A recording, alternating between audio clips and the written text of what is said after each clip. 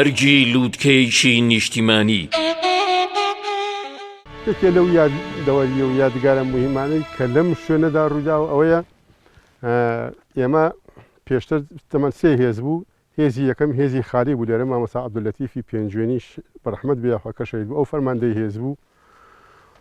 و هەروەها لەگەڵ چەند سەرتی پێکاکەیەکێکیان شەید عەلی سیوەیلی بوو ڕەحمەتی خوا لێبێ، ئەوی شەهید بوو. پێشتر منیان نارد بۆ هێزی سەلاحەدین کە لەوێ سەرپەرشی ئەو هێزە بکەین، دوای ئەوەی کە سەرپەرشی ئەوی هێزەمان کرد ئەو چەند کەسێک لێرە شەهید بوون. جەنابی مامۆستا ڕەحمەتی خوای لێبێ یاخوا بەنامەیەک ئاگاداری کردم کە بگەڕێمەوە بۆ بۆسکان و لێرە بە سیفەتی ئامرهێز لێرە دەست بەکارەکانی خۆم بکەم. وەلەو کاتەوە ئیتر من فەرماندەی هێزی خالید بووم هەتاکو نێ کۆتایی کە من چەند نامەیەک و چەند نووساوێک لە بەردەسا هەیە کە نامە و نووساوی جەنابی مامۆستای شەهیدە ڕەحمەتی خوای لێبێ یاخوا کە ئەتوانین ئاماژە بە یەکێ لە نامەکان کەین و ئەگەر بکرێ بیشی خوێنینەوە کە ئەمە نامەکەیەتی. بەڵێ لەم شوێنە لە ئەم نامە جەنابی مامۆستا فەرماندەی لەشکر بووە، لێرە ئەم نامەیە نووسیوە. ئەو کاتە من لە دزڵی بووم، لە هێزی سەلاحەدین بووم. بەم نامە ئاگاداری کردومەتەوە کە بگەڕێمەوە بۆ ئێرە بە سیفەتی فەرماندەی هێزی خالید کە مەقەری هێزی خالید لێرە بووە. کە ئەمەش نامەکەی ئەڵێ بسم الله الرحمن الرحيم وقل اعملوا فسيرى الله عملكم ورسوله والمؤمنون صدق الله العظيم. برای بەڕێز و ئازیز و تێکۆشەر واتە مجاهدی ڕێگەی حەق و ڕاستی کاک مەلا محەممەدی رازی، پاش سەلام دوای تۆفیق و سەرکەوتن لە خۆی گەورە و میهرەبان، دوای ڕاوێژ لەگەڵ برایانی سەرپەرشی لەشکری قورئان بڕیارماندا کە بگەڕێیتەوە بۆ سەرپەرشتیکردنی هێزی خالید بە سیفەتی ئامرهێز و تا سەرتیپێک دیاری ئەەکەین خۆت دەوری سەرتیپی ئەبینی بە یارمەتی خوا لە کار و بارتان موفق ئەبیت و زۆر بە حەوسەڵە و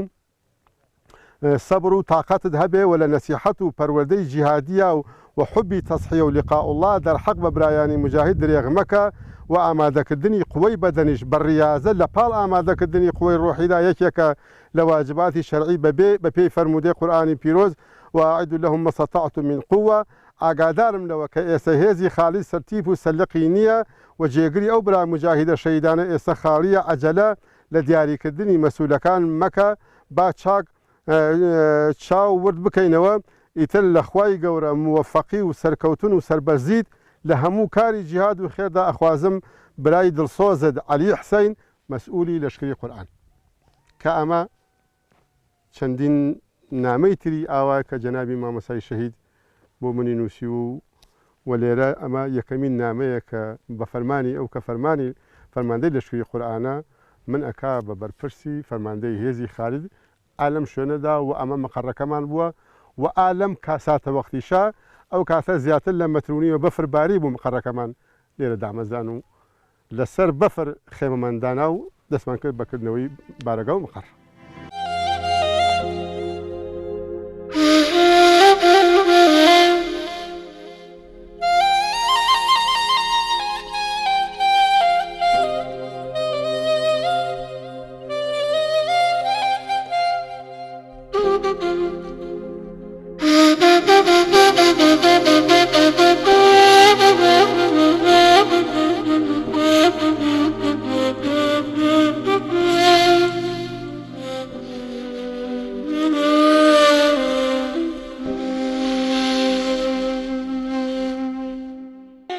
لێرەوە لەم گۆڕستانەوە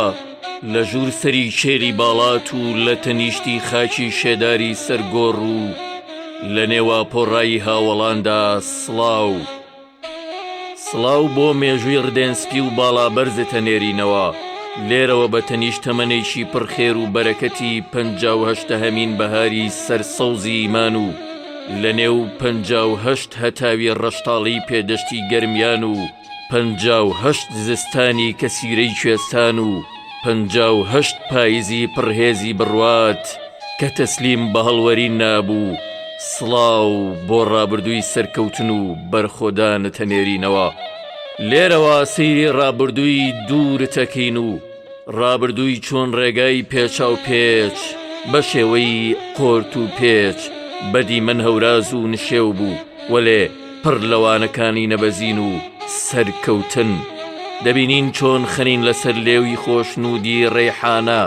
شەکەتی تەمەنێک وەک تەوێڵی لووتکەیەک بە شادی ڕەنوێک سەرکەوتن ئەسپێرێ دەبینین وێنەکان شاهدن کە چۆن دەبیتە سەر قافڵەیە مەلوو ئومێ دەدەیتە بەلووتکە و ڕەوەزیش لە نێویانی هیواکان دانەیت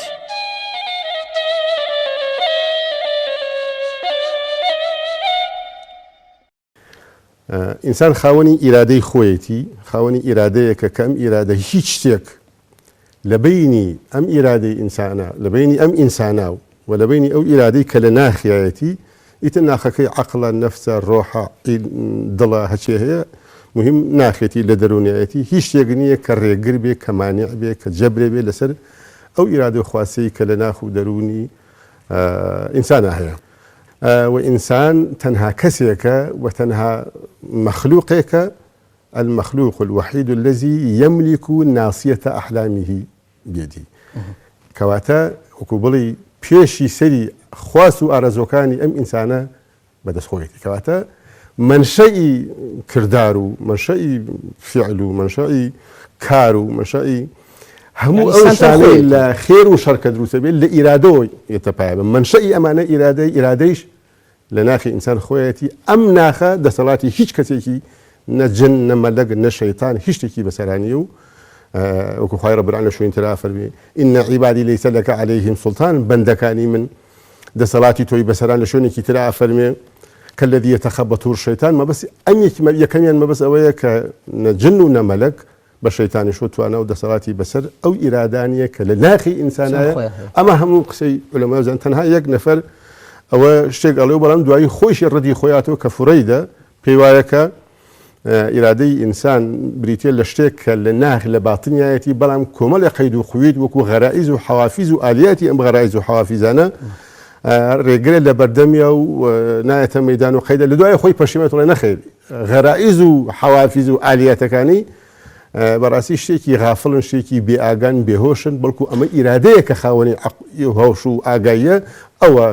كبتي أو غريزة أكا يا أو غريزة إطلاقك يا برزيكاتو دويسان پشیمان بێ مامۆسای ڕازی بوویت ڕازی بوون بە بوونێک کە خودا وەندە نێرێ ڕازی بوویت بە بەشێک کە خالقی بەخشێ تۆ مامۆسای ڕازی بوویت ڕازی بوون بە تەمەنێک کە خوا نەخشەی بۆت کێشاوە تۆ ڕازی بوویتە و چەند ساڵی پێی دەڵێن تەمەنی ئەمانەت بە خودای ببەخشیتەوە لێرەوە لەسەر گڵکۆی تازە و نۆبەرەتەوە دەبینین چۆن لەو کاتەوەی خوێنی گەنجێکی وریا لە دەمار تا دێت و دەچێ چۆن غیرەتی بۆ خوا ژیان و بۆ خوا مردن حەجمینت لێ هەڵدەگرێ و ئیدی سکوونەت لە ژیان تا نامێنێ و داسەکنان لە دڵ تا بارەکە چاومان لێیە چۆن 83 و 84 کەڵکەڵەی یاخیبوون و ناڕازیبوونی تۆ لە بەرامبەردا گیرکەراندا وەک پشکۆی ژێرخۆڵەمێش شاگەشکە و زیتە بێ لێرەوە چاومان لێیە 85 و 86 تۆ دەکەنە سمبولی سەرەتای خەباتێکی دوور و درێژی بێبڕانەوە چاومان لێیە تۆ گەرچی نازناوی ڕازیت وەک نیشانەی شوکرانە بژێوی هەڵگرت بوو بەڵام تا بڵێ گەنجێکی تازاڵچووی ناڕازی بووی ناڕازی لەو سەمە گەورانەی لە گەلەکە تەکران ناڕازی بوو لەو چەوسانەوە ئاشکرایەی کە بەعس هێنایەم نیشتیمانەوە تۆ ڕازی ناو ڕازیەکانی خەباتێکی ئیسلامی بەیداغ بەدەستی یەکتاپەرستی بووی لێرەوە چاومان لێیە چۆن 86 و 87 تفەنگی مەردایەتی یەکەیتە شانت و لەگەڵ یەکەمین مەفرەزەدا وەک کۆمەڵێک بەوری هەڵبڕاو خۆتانەکەن بەناو دڵی نیشتیماندا و قەرەداغ دەکەن بە پێدەشتی یەکەمین کاروانی پێشمەرگا دەست بەدەست نوێژەکان و بۆ یەکەمین جار قۆپی دەبێت بە بڵندگۆ و یەکەمین بانگی جیهاد و بەرخۆدانی تێدادەن هەر لێرەوە چاومان لێیە چۆن 88 وەک تیری ناوکەوان و فیشەکی دەستی پێشمەرگەیەک سنووری نیشتیمانە بڕن و چوارەمین مەفرەزە لە ساتە وەختی ئەنفال و قاقڕبوونی نیشتیماندا خەنەوە سەرسنگی دوژمنان و ئەیکن بە شایی و لۆغانی مەرجی بەعسیەکان لێرەوە چاومان لێیە تۆ وەک فەرماندەیەکی باڵا وەک ئەمامە بەسەرێکی ناڕازی چۆن بە تو لە ڕێگاکاندا پێش مەرگەکانەکەوی چۆن وەک شارەزایەک وەک تەتەرێکی شارەزا بزنە ڕێگاکانە دۆزیتەوە و دەڵێیت کوڕینە ئەم باری کەڕێ دەچێتەوە سەرمەرجی دوژمنان. بەڵێ تۆ سەراپای 88 کرد بەدەستی تۆڵا تاکو بەعسیەکان تێبگەن ئەنفال و کیمیاباران ناتوانن ڕۆحی ناڕازی ڕازیەکان بێدەنگکەن.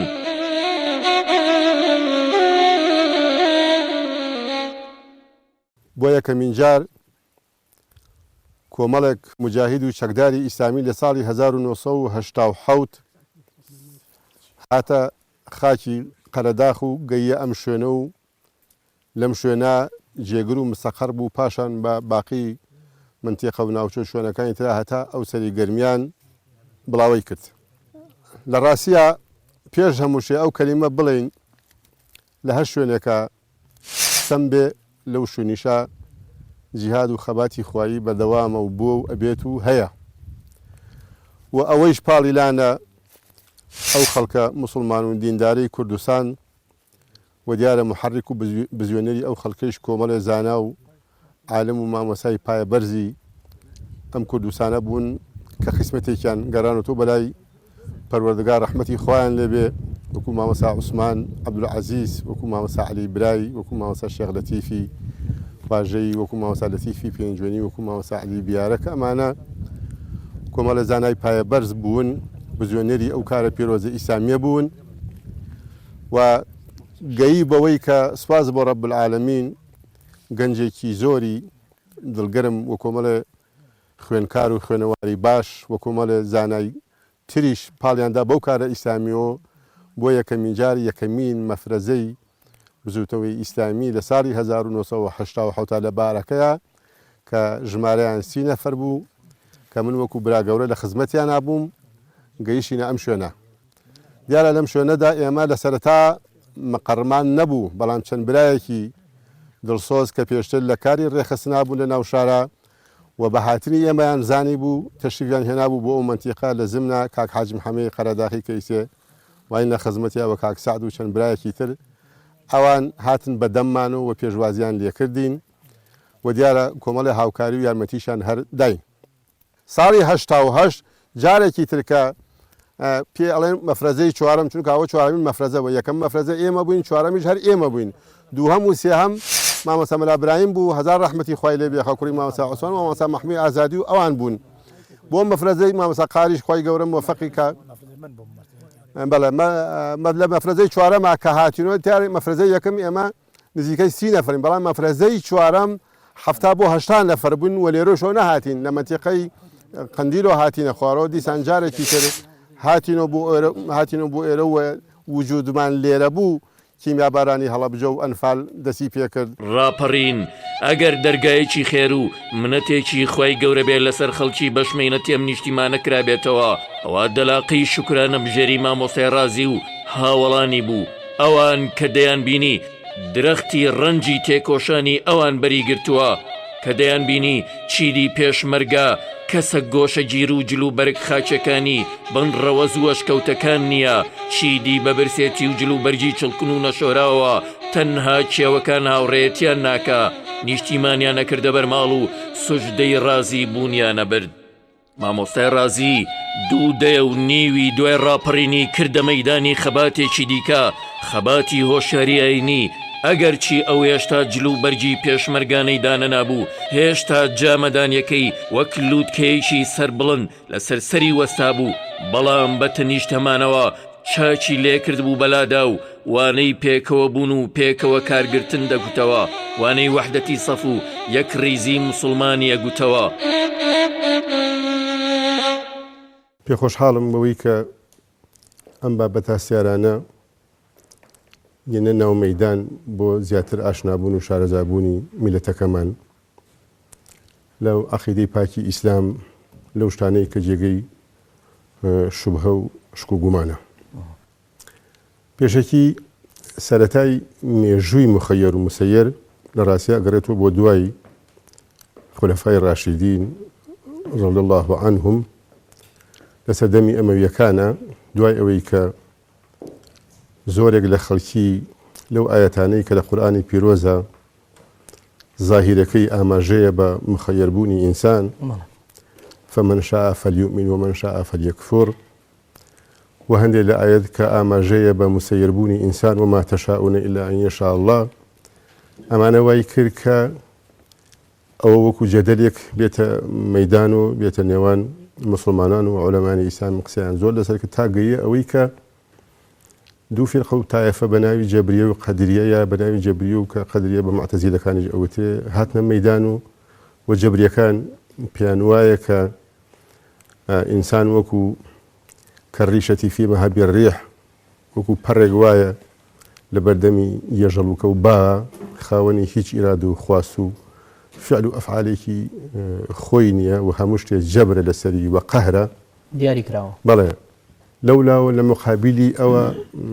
قدرية بلين معتزلة كان هاتنا ميدان أوان ردي أمان داو وبيانوايا كإنسان خاوني أفعالي خويتي وأوفي علاني كرداراني كالإنسان دروس وبيوبيا أبي وجود هيش دخلكي بقدرته دصلاته هذي خاوني وإنسان خويتي وأوان أواكن ببلغك أقربيته إنسان خاوني فعلي خوي نبي وخاوني كرداري خوي نبي كواتا خوي رب العالمين عقابي لسر هشي با يا ساوي بو هشي بدابني بي أوتي نار روائي يا ظلم چونك خوي جورا شێک بە زۆر بەیەکێ بکە و پاشان تەکلیفیشی لێ بکە کە نەیکات ڕاستیە ئەوە بەلایەن وایە کە لەو ڕێگەوە ئەمە ڕێگەیەکی دەرباز بوونە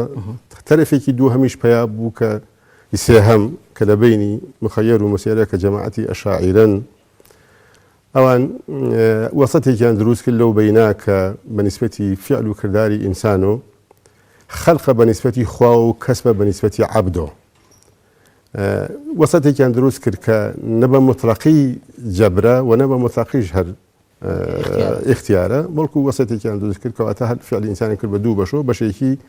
خەڵقی خوای و بەشێکی کەسبی ئینسانەکە خۆیەتی ئەمە وەکو سەرەتای دروستبوونی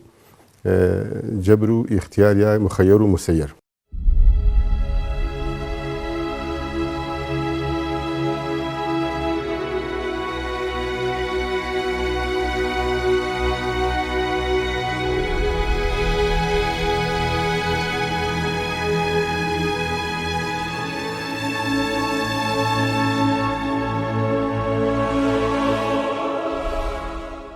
إرادة رب العالمين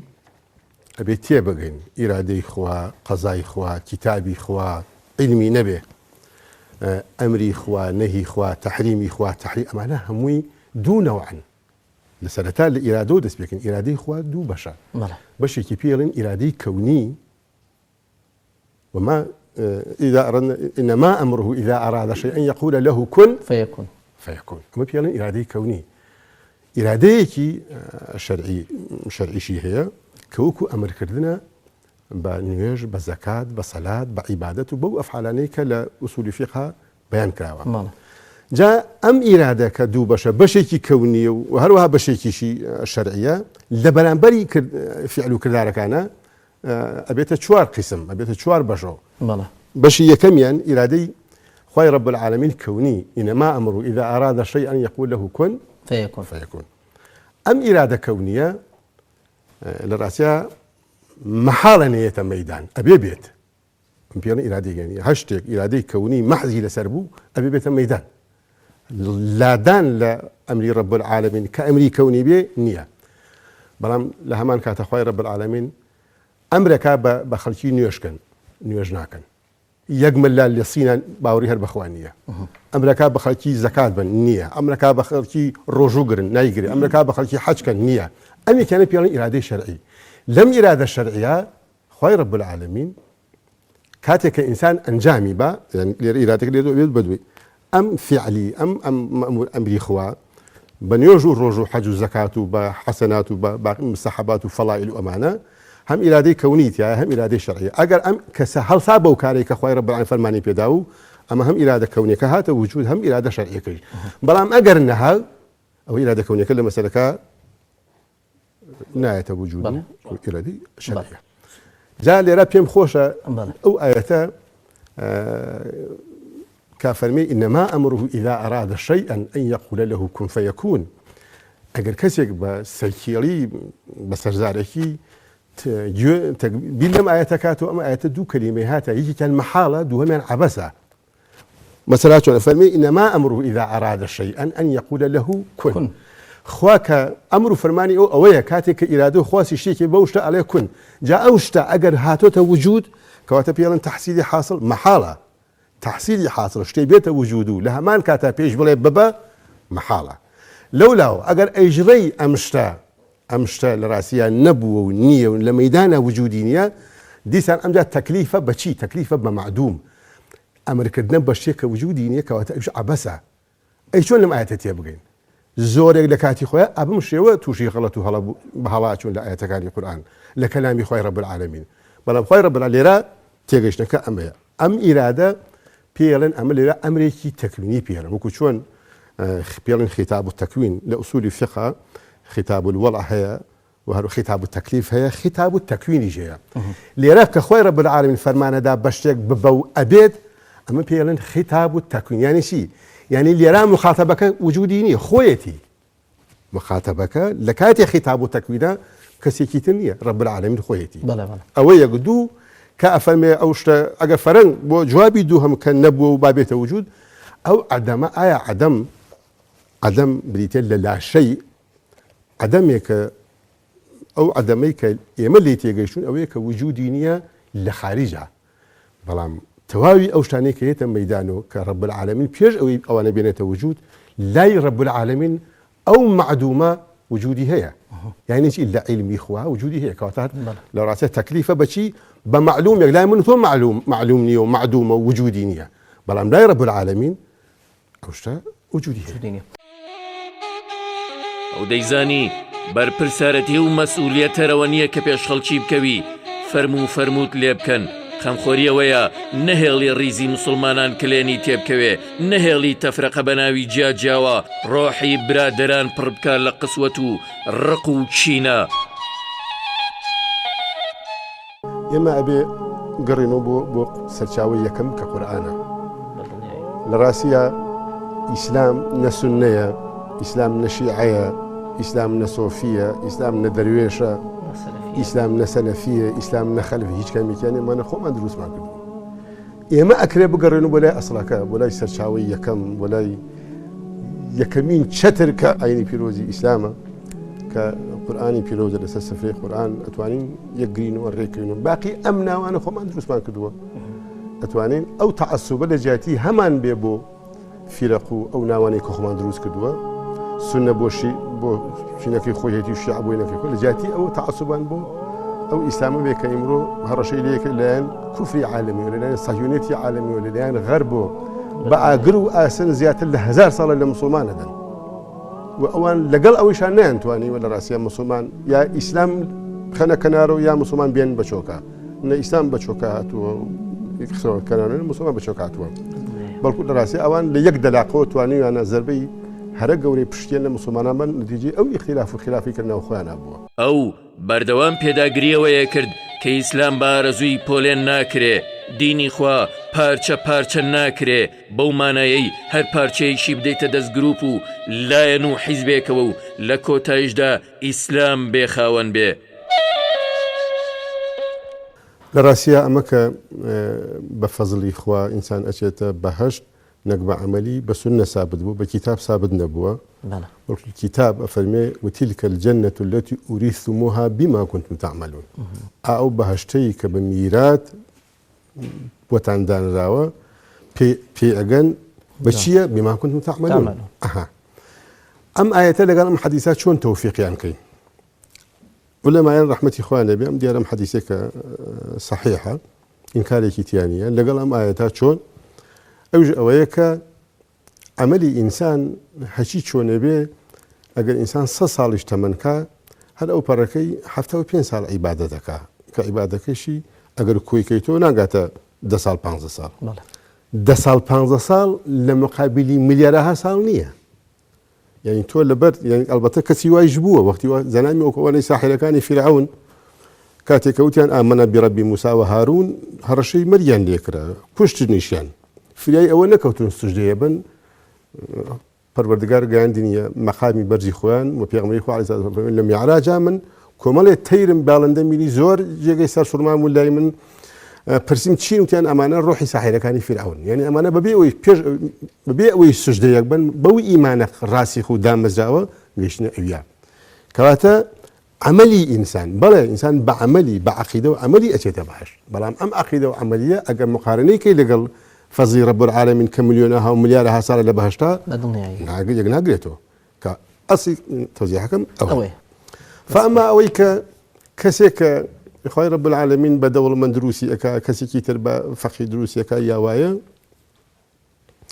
ئەمە نیشانەی ئەوەیە کە فەزڵی لەگەڵاکە ئەوش نیشانەی ئەوەیە کە لێی بێتاقەتە یا لێ عاجزە ئەسڵ و ئەساسی نییە وان نییە پەروەردگار لە ئاەتێکا فەرمێ ولولا أن يكون الناس أمة واحدة لجعلنا لمن يكفر بالرحمن لبيوتهم سقفا من فضة ومعارج عليها يظهرون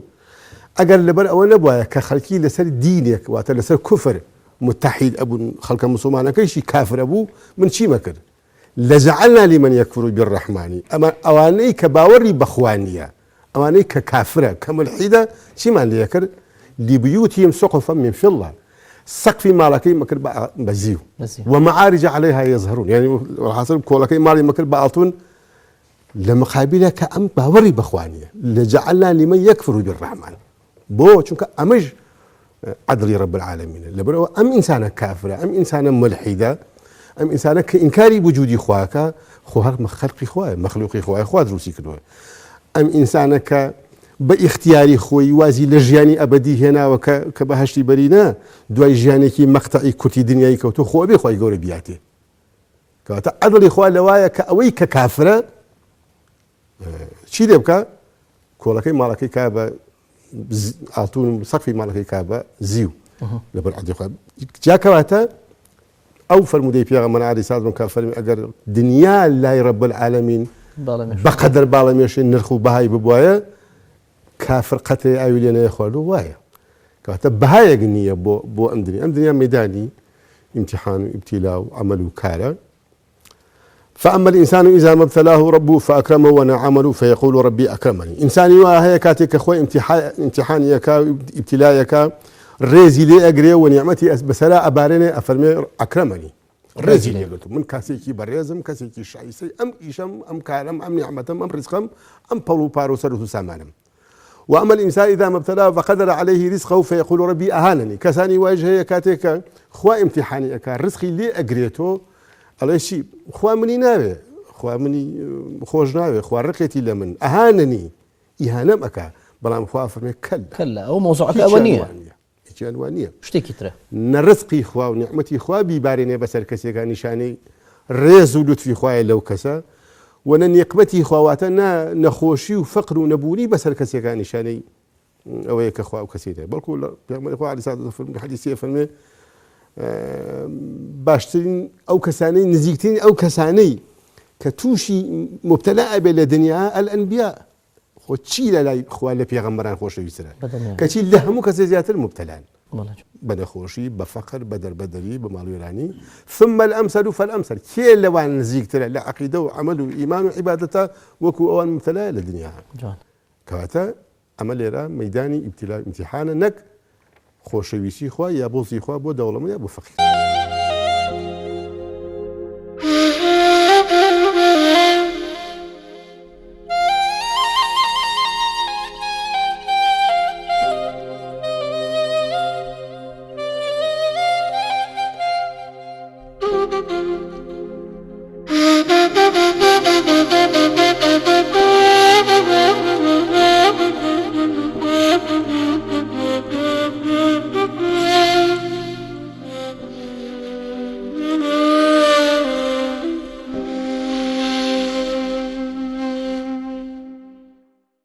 تەوەکل و خۆ تەسلیم کردن لە لای مامۆستا بە جۆرێک بوو کە دەیگوت جێگای سەرسوڕمانە موسڵمان خاوەنی قورآن و سونەتەکانی پێغەمبەر بێت و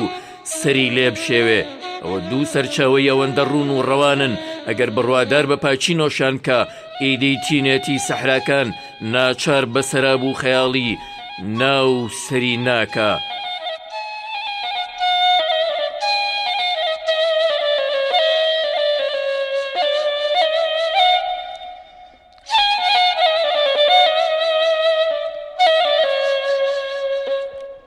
ئێمە خاوەنی ئیرادەیەکین لە ناخمانە ئەم ئیرادە هیچ شتێک لەم کەونا مسەیتر نییە بەسەریە ئیلا ئەم ئینسانە خۆی نەبێ کاتێ ئەم ئیرادەیەتە مەیدانی عمل و جامەی عمل ئەپۆشەوە تەطبیق ئەبێت ئەمجا بەربەز لە ڕێگای دروستێ بۆ چونکە ئەم ئیرادە کە تۆ ئیخەیتە مەیدانی عملەوە یا خێرە یا شەڕە خێر بێ لەلایەن خۆ بەربەز نایەتە ڕێگەی هیدایەتی ئەدا بەرەو زیاتر ومن جاهد فينا لنهدينهم سبلنا بەڵام ئەگەر شەڕ بێ بربەسی بۆ دروستە بێ بەمەکە چی بەمەکە خۆی رب العالمین پێی خۆش نییە لە هەمان کاتە بربەس ینی مسادەمەی ئەمانەیەکە دیسان حتا هەر لە دنیا ئینسانەکە ئیرادەی ئەوی شتێ بکات لە ژیانی دنیا ئەبینی دەسەڵاتە حکوومەتە مرورە ئەو هەموو شتانەی لەم سەرزەویە درو هەمووی بربەسە لە بەرامبەری ئەم ئیرادەی کە لە ناخی ئینسان هەیە خۆی رب العالمین لەسەر ئەم ئیرادەیە کە ئەم ئینسانە ئیخاتە مەیدانی عمل لەسەر ئەمەیە عقابە و لەسەر ئەمەیە حیساب هەردووکیشان بەدەست ئیجادەکە خۆی بەڵام ئەسی ئیرادەکە بەدەست هیچ کەسێ نیە خۆی خاوەنێتی و باقی شتەکان لەم ئیرادەوە هەڵەقوڵێ ئەمەی کە ئەم ئینسانە گەشببینە یا ڕەشبینە بێگومان خۆیەتی خی ڕب العالمین نە علمی نە قەزایی نە قەدەری زەختێکی نییە لەسەر ئینسان بە شتێک ئەیکا یا بە شتێک کە نایکا زەختێک لە ئارانیە ئەبینی مەسەلات بنمونە خی پەروەردگار فرمانەدا بە حەزەتی موسى شو بەلای فرعون اذهب إلى فرعون إنه طغى فقل هل لك إلى ربك إلى أن تزكى وهديك إلى ربك فتخشى يا خوي رب العالمين رب العالمين فرعون شيها أو فرعون كافر يكو باوري بخواني وخوشي بخوازاني بلا ما علم تأثيريني لسر إنسان أم فرعون خاوني إرادة خواسي خويتي خو أقل باور بيني بوي كموسى بيوت وتوا خوي رب العالمين لقول هي هدايتي قلتوا فأما من أعطى واتقى وصدق بالحسنى أو آياتي خوندو فسنيسر لليسرى يعني شيء أم إنسانك أبخشي واتقى تقوى إخوابك وتصدق بالحسنى ما بس الحسنى توحيدا باوري بتوحيد هي دواي أمانة شيء فسنيسر لليسرى دواي أمانة رقي بهشي بؤسانك وأما من بخيل واستغنى وكذب بالحسنى فسنيسر لليسرى دواي والرقي دوزخي بوتشيكي وأسرة يعني هردو الرقك مخيل لبدسي أم إنسانايا بلام أم إنسان خوي رب العالمين نيفرمو تو هر أبي شيء جهنم تو هر أبي شيء باش أما إنسانك خويتي بلام خوا قدرتي يا وبم إنسانه هردو الرقك بقري بلام بالنسبة أجلي شو يمكن خوش أوهر بيان كين خوي رب العالمين لبسرهاتي لسر زباني حزتي نحو فرمي أن يعبدوا الله واتقوه وأطيعوني يغفر لكم من ذنوبكم ويؤخركم إلى أجل مسمى بندايتي خوابكن واتقوه أن يعبدوا الله واتقوه تقوى خوابكن وأطيعوني إطاعوا بيغم إطاعي من كان شيء يغفر لكم لغاتان خوشبه ويؤخركم إلى أجل مسمى إن أجل الله إذا جاء لا يؤخر لو كنتم تعلمون لا آخر عليه أجلي إخوة تأخيرني لولا شافين يؤخركم إلى أجل مسمى علماء نسأل أما أفرم الإنسان خاوني دو أجل لان خويتي أجلي مبرمي بيالين مقطوع ومردهم أجلي معلق أجل أم أجلها الواسرة وبكشتني بدل ما خواكدني بهر نخوشي كتير يا بطوفان وفيزان وتياجون يكو قوم مكاني بيشو أجلي كتير هيك أجلي مبرم مقطوعة أو إتر كوتا أجلة هيج تغيير قرانك بسرانة هي بويالن عبادتي خوا صدقة شاكة أو شتانا لم أجل معلقة برزكاته بو أجل مبرم مقطوعك واتلا أجلي يكم ورزقار يكا إبات أجلي دوم بلام أجلي دوم إتر ويتر لا ثاني كتايتا أما بما أو آياتنا فهموا معناه كي روشنا كنوا بوخل